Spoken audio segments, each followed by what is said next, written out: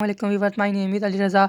और आज जो मेरा टॉपिक है, आज मैं आपको पढ़ाने जा रहा हूँ वो है मेरे पास मॉडुलस ऑफ कम्प्लेक्स नंबर। आज मैं जो हम पढ़ेंगे वो पढ़ेंगे मॉडुलस ऑफ कम्प्लेक्स नंबर और मॉडुलस ऑफ कम्प्लेक्स नंबर की जो प्रॉपर्टीज़ हैं।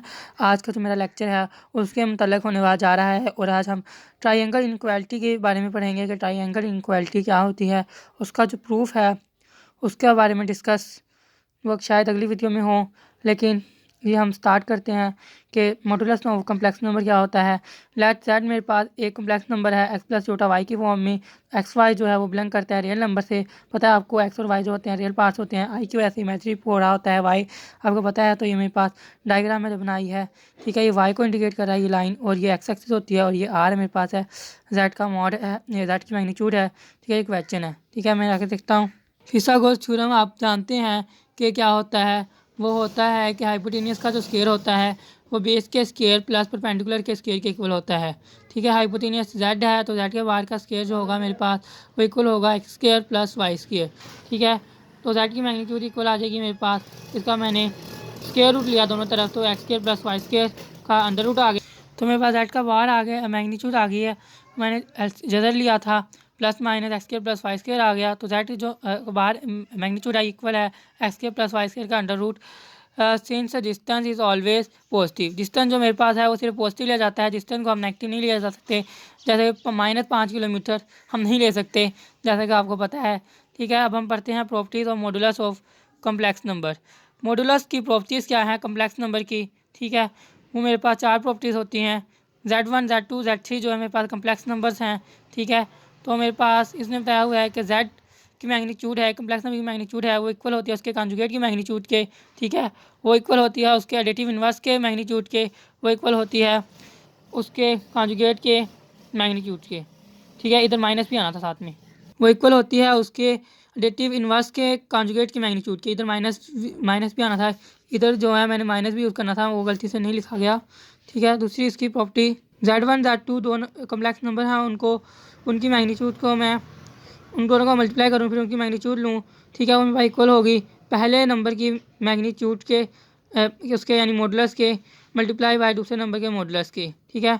जो तीसरी प्रॉपर्टी है Z1 ओवर Z2 का मैं मॉडुलस लूँ, मेरे पास इक्वल होगा पहले नंबर का मॉडुलस ओवर दूसरे नंबर का मॉडुलस का, ठीक है। और फोर्थ प्रॉपर्टी है Z1 प्लस Z2 का मैं मॉडुलस लूँ, वो इक्वल होगा, ये लेस देन होगा Z1 के मॉडुलस प्लस Z2 के मॉडुलस की, ठीक है। ये चौथी जो प्रॉपर्टी है जिसपे ये प्रॉपर्टी कहलाती है ट्राइंगल इनइक्वालिटी, ठीक है। ट्राइंगल इनइक्वालिटी बहुत इंपॉर्टेंट टॉपिक है आपके सिलेबस का। फर्स्ट प्रॉपर्टी देखिए, तो मेरे पास Z की मैग्नीट्यूड है होगी इक्वल, Z का जो मॉडुलस है वो इक्वल है, ठीक है, Z के डबल बार उसका मॉडुलस इक्वल होगा, दाँत के कॉन्जुगेट का मॉडुलस सिर्फ उसके इक्वल होगा, वो इक्वल होगा एडिटिव इन्वर्स ऑफ Z के मैग्नीट्यूड के, वो इक्वल होता है एडिटिव इन्वर्स ऑफ Z के कॉन्जुगेट के मैग्नीट्यूड के इक्वल, ठीक है। मैं इसको प्रूव करूँगा। पहले लेट मेरे पास Z है A प्लस जोटा बी, ए बी मेरे पास रियल पार्ट्स हैं, ठीक है। Z की मैग्नीट्यूड आएगी ए स्क्वायर, मैग्नीट्यूड में मैंने क्या करना है कि पहले का स्क्वायर प्लस दूसरे का स्क्वायर, जो कम्प्लेक्स पार्ट है उसको मैंने आयोटा जो है उसे निगलेक्ट कर देना है, ठीक है। ए स्क्वायर प्लस बी स्क्वायर उस दोनों का क्या लेना है, मैंने अंडर रूट लेना है, ठीक है। तो मैंने इस तरीके से किया, तो Z की मैग्नीट्यूड आ गई ए स्क्वायर प्लस बी स्क्वायर का अंडर रूट, दोनों का अंडर रूट, ठीक है। ये वन क्वेश्चन आ गई, ठीक है। तो मैंने कॉन्जुगेट लिया Z का, तो मेरे पास हुआ A माइनस छोटा बी, ठीक है। तो मैंने इसकी मैग्नीट्यूड ली, इसके कॉन्जुगेट की मैग्नीट्यूड ली, तो मेरे पास आया ए स्क्वायर प्लस माइनस बी का स्क्वायर, माइनस बी का स्क्वायर जो होगा वो बी स्क्वायर होगा, तो ए स्क्वायर प्लस बी स्क्वायर का अंडर रूट में आ गया दोनों। तो ये दूसरी क्वेश्चन भी बिल्कुल सेम होगी फर्स्ट जैसी, ठीक है। अब तीसरी क्वेश्चन है जो वो Z है मेरे पास A प्लस छोटा बी, तो माइनस Z जो होगा डेटिव इन्वर्स जो होगा इसका वो होगा -A माइनस छोटा बी, ठीक है। तो मैं इसकी मैग्नीट्यूड लूँगा, तो minus A square plus minus B square, minus A square जो होगा वो पॉजिटिव ए स्क्वायर हो जाएगा, और माइनस बी स्क्वायर जो है पॉजिटिव बी स्क्वायर हो जाएगा, फिर दोनों का अंडर रूट है, अंडर रूट में ए स्क्वायर प्लस बी स्क्वायर है। तो ये तीसरी क्वेश्चन भी पहली और दूसरी क्वेश्चन की तरह सेम हो गई है, ठीक है।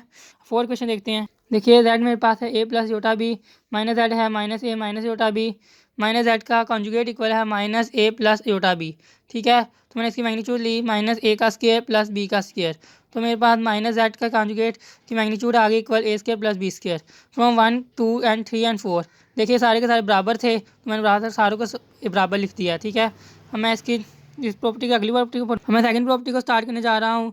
Z1 एक कम्प्लेक्स नंबर है Z2 दूसरा कम्प्लेक्स नंबर है, उन दोनों को पहले मल्टीप्लाई करना है, फिर उसकी मैग्नीट्यूड लेनी है, वो इक्वल आएगा Z1 की नंबर की मैग्नीट्यूड मल्टीप्लाई बाय Z2 के नंबर की मैग्नीट्यूड के, यहीं मॉडुलस के, या मैग्नीट्यूड नहीं यहाँ मॉडुलस यूज़ हो रहा है, सॉरी मैं मैग्नीट्यूड पर ही जा रहा हूँ। लेट Z मेरे पास है A प्लस जोटा B, Z2 है C प्लस जोटा D, ठीक है। Z1 और Z2 का मल्टीप्लाई करना है, A प्लस जोटा B को मल्टीप्लाई करना है C प्लस जोटा D से, ठीक है। A को पहले C से मल्टीप्लाई करना है, ठीक है, तो AC आ जाएगा। फिर A को मैंने जोटा D से मल्टीप्लाई किया, जोटा AD आ गया, ठीक है। फिर जोटा B को मल्टीप्लाई करना है C से, जोटा BC आ गया, ठीक है। फिर जोटा B को मल्टीप्लाई करना है जोटा D से, जोटा स्क्वायर BD आ जाएगा, जोटा स्क्वायर BD आ गया, ठीक है। जोटा स्क्वायर मेरे पास किसके इक्वल होता है -1 के, तो मैंने जोटा स्क्वायर की अगली जो है उसमें अगले स्टेप में जोटा स्क्वायर की वैल्यू -1 पुट कर दिया। देखो AC प्लस जोटा AD प्लस जोटा BC प्लस -1 को मल्टीप्लाई कर रहा हूँ BD से, -1 को BD से मल्टीप्लाई करूँगा तो -BD हो जाएगा अगले स्टेप में, ठीक है। AC प्लस जोटा AD प्लस जोटा BC माइनस BD, ठीक है। तो मैंने रियल पार्ट को रियल पार्ट के साथ ऐड किया, कम्प्लेक्स पार्ट को कम्प्लेक्स पार्ट के साथ लिखा, AC माइनस BD प्लस जोटा AD प्लस BC, ठीक है। उसके बाद मैंने इसकी मैग्नीट्यूड लिया है, ठीक है। मैग्नीट्यूड के लिए क्या करते हैं हम, पहले का स्क्वायर, ठीक है, AC माइनस BD कुल का स्क्वायर प्लस, ठीक है, ये दूसरे वाले का square AD plus BC total का स्क्वायर, ठीक है। अब आगे मेरे पास फार्मूला होता है, मैंने उसके मुताबिक इसको खोला है, ठीक है। A स्क्वायर प्लस B, ये दो फंक्शन देखें, ये मेरे पास दो फंक्शन है, उसके दरमियान माइनस आ रहा है, यानी A माइनस B कुल का स्क्वायर बन रहा है, तो क्या होगा formula, A square plus B square minus 2AB, ठीक है। यहाँ A क्या है AC और B क्या है BD, ठीक है। तो इस तरीके से मैंने लगाया formula A square C square plus B square D square minus 2ABCD, ठीक है। इधर भी ये फार्मूला लगा, यहाँ प्लस वाला है, A प्लस B कुल का स्क्वायर इक्वल होता है A square plus B square plus 2AB, ठीक है। यहाँ A जो है AD है और B जो है वो BC है, ठीक है। A का स्क्वायर D का स्क्वायर प्लस B का स्क्वायर C का स्क्वायर, ठीक है, प्लस 2AD BC, ठीक है। AD BC plus 2AD BC और माइनस 2ABCD ये दोनों कैंसिल हो जाएंगे, ठीक है। तो बाकी मेरे पास क्या बचा, A square C square plus B square D square plus A square D square plus B square C square, ठीक है। तो मैंने इस तार का नाम दे दिया है, ठीक है। Z1 मेरे पास इक्वल आ गया, राइट हैंड साइड करने लगा हूँ, Z1 मेरे पास इक्वल आ गया, उसकी मैग्नीट्यूड इक्वल आ गई A square plus B square, Z2 की मैग्नीट्यूड इक्वल आ गई C square plus D square, ठीक है।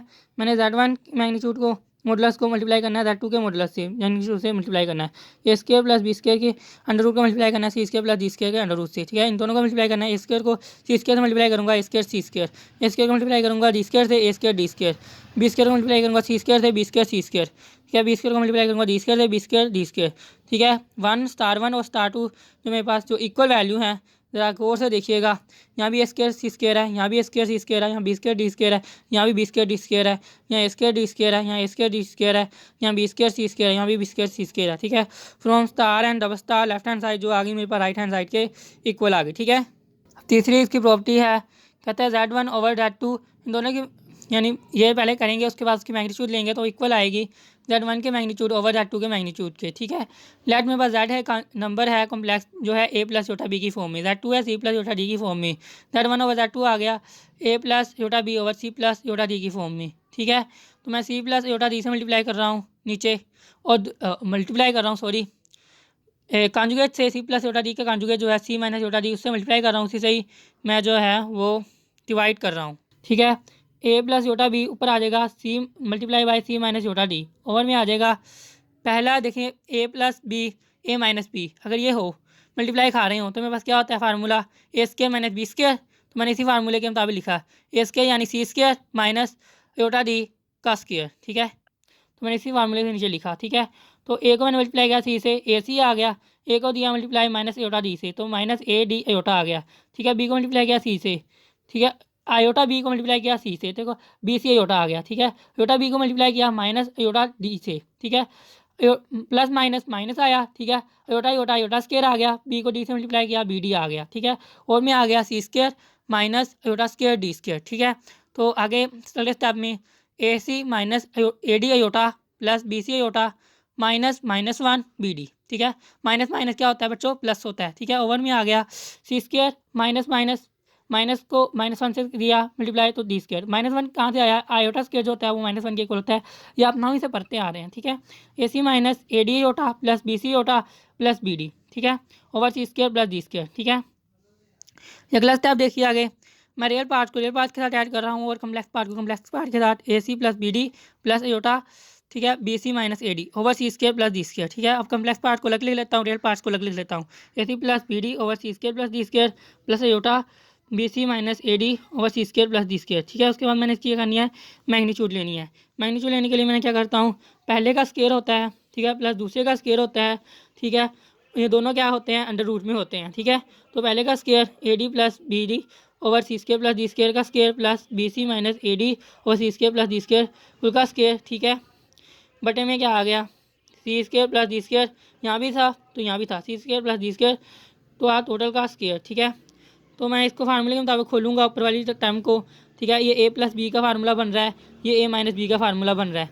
ठीक है, यहाँ ए की वैल्यू ए सी है और बी की वैल्यू बी डी है, यहाँ ए की वैल्यू बी सी है और बी की वैल्यू ए डी है। ठीक है, ए डी सॉरी। ठीक है, तो ए स्केयर मेरे पास ए स्केयर सी स्केयर, ठीक है, b square b square D square. ठीक है, और प्लस टू ए बी है ना, two a c b d. ठीक है, तो ए बी सी डी लिख लिया मैंने, तरतीब के साथ लिख लिया। ठीक है, यहाँ b square C square plus A square D square minus two a b c d. ठीक है, ओवर सी स्केयर डी स्केयर। ठीक है, square root under root cut गया, स्केयर रूट और t square plus D square का square था और under root था तो वो आपस में कैंसिल हो गया, इसलिए C square plus D square आ गया नीचे में। ठीक है, ये स्केयर रूट के बाहर आ गया, इसलिए C square plus D square. ठीक है ना, इधर मेरे को बता A square C square plus B square D square plus B square C square plus A square C square, इन सब का अंडर रूट ओवर सी स्केयर प्लस डी स्केयर। ठीक है, ये मेरे पास फर्स्ट आ गई। अब मैं सेकंड को देखूंगा, सेकंड मेरे पास क्या है, सेकंड उन्होंने क्या है कि Z1 की मैग्नीट्यूड लेनी है ओवर Z2 की मैग्नीट्यूड लेनी है। Z1 की मैग्नीट्यूड है A square plus B square, Z2 की मैग्नीट्यूड है C square plus D square. ठीक है, तो मैं क्या कर रहा हूँ, नीचे वाला सी स्केयर प्लस डी स्केयर, मुझे नीचे क्या चाहिए था, सी स्केयर प्लस डी स्केयर चाहिए था। ठीक है, वो जैसे के बगैर चाहिए, तो मैं इसलिए क्या कर रहा हूँ, मल्टीप्लाई कर रहा हूँ सी स्केयर प्लस डी स्केयर के अंडर रूट से और डिवाइड कर रहा हूँ सी स्केयर प्लस डी स्केयर से। जब मल्टीप्लाई डिवाइड करूँगा सी स्केयर प्लस डी स्केयर से, डिवाइड और डिवाइड में जब ऐड होगा तो ये दोनों स्केयर बन के कैंसिल हो जाएंगे। ठीक है, और ऊपर वाले को मल्टीप्लाई करके मेरे पास वो ऊपर वाला आंसर आ जाएगा। ठीक है, इसलिए मैंने ये काम किया है, मल्टीप्लाई एंड डिवाइड किया मैंने सी स्केयर प्लस डी स्केयर के अंडर रूट से। ठीक है, तो आपको पता चला मैंने क्यों किया। ठीक है, square plus B square over सी स्केयर प्लस डी स्केयर को मल्टीप्लाई किया C square plus D square over सी स्केयर प्लस डी स्केयर से। ठीक है, square plus B square multiply by C square plus D square के under root दोनों अंदर है। ठीक है, बटे में आ गया C square plus D square का अंडर रूट ओवर उसका स्केयर। ठीक है, अंडर रूट और स्केयर जो आपस में रूट और जो स्केयर है, स्केयर रूट और स्केयर जो आपस में कैंसिल हो जाएंगे, इसलिए बटे में आ जाएगा सी स्केयर प्लस डी स्केयर।